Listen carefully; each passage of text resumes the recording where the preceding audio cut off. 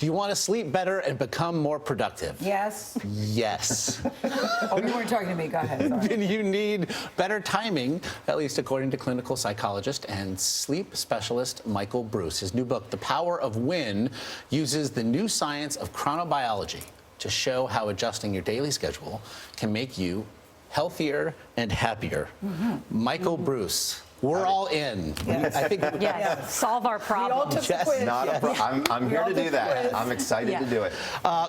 This is a new word, chronotype. Yep. So what exactly makes one's chronotype that? So it's biologically driven.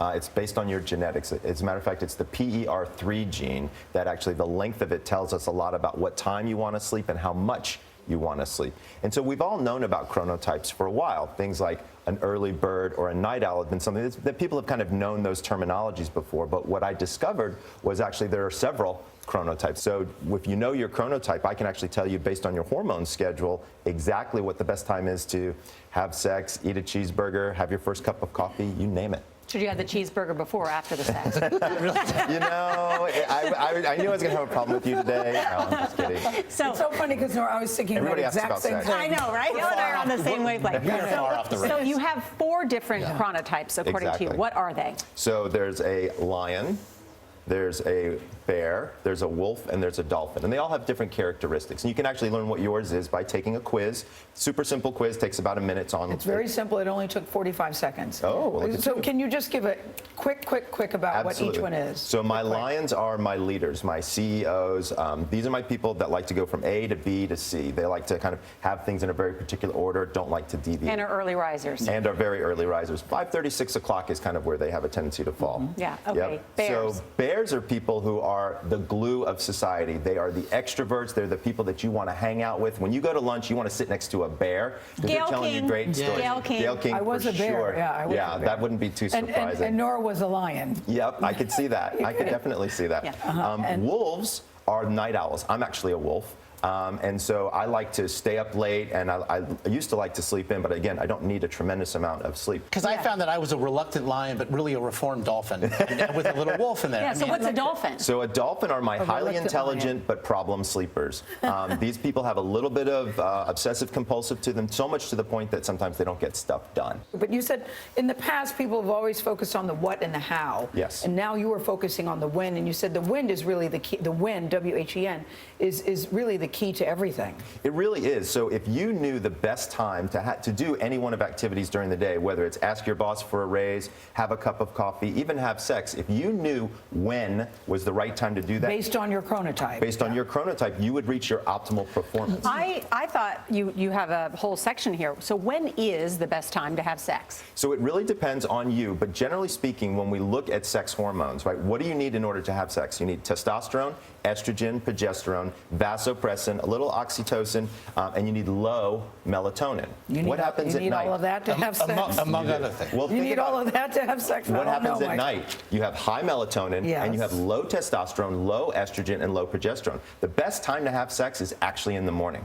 So I'm giving everybody the prescription. Everybody should try to have sex on Saturday mornings and see if it's any better. All right. You might be All right. surprised. Okay, good All advice. You think it's important to match your chronotype? You don't have to match your chronotype, but it works out kind of But well. you tell a great story, too, about a lion. Someone who wakes up early, going on a date with someone, though, later in the Yes. afternoon, and that person is yawning through the date, and so they Exactly. really don't sync up very well. Right, so lions and wolves don't go very well together. So if you're a lion and you're an early riser, by 8:30 you're done. Whereas if you're a wolf, that's the time that you're ready to get going. But you can change over time. Well, so a couple of things happen. Number one, you can fiddle with your chronotype a little bit using light therapy, because you can actually move your sleep cycle if you wanted to. But yes, there's sort of a thing that happens across ages, right? So with my kids, as I said, they're adolescents, they're wolves. Then they'll probably move into a different category depending upon what their genetics will tell us. And then once they hit age 55 or 60, then you actually start to go a little bit earlier. So my older people, so I'm 48,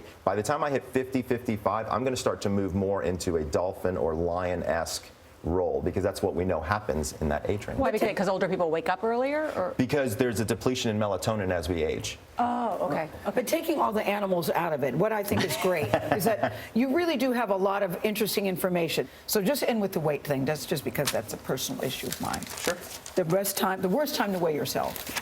So the worst time to weigh yourself is on a full stomach at variable times throughout the day. You know, you want to be consistent. I thought right? it said 10 p.m. Well, that would be probably the worst because you've eaten food during the the worst day. time, you know, yeah. that's probably you've probably had a bigger meal with dinner, and that's going to be the time where it's going to be more depressing because you're going to have a higher weight. Whereas So weigh yourself right in the morning. right in the morning, right when you get up, And he after says you every use day. the bathroom. You And say I every say day. weigh yourself every day because sometimes when people are not consistent with their diet, what ends up happening is they don't weigh themselves for a week, and then they don't weigh themselves for a week, and all of a sudden they're 2 pounds higher than they thought they were, and that's kind of like, oh gosh, now I've got to go back and work even harder. So being consistent actually can be quite And helpful. what time would you recommend, based on your chronotype, you should watch CBS This Morning? Yeah. You should watch it when it's on. There you go. All day long. There you go. I think all animals can agree. Michael, terrific stuff. A lot of fun. you. Yes, Thank you. very Yeah, much. we're Very super interesting. excited about The it. power of wind. We should mention the Power of Win is on sale right now.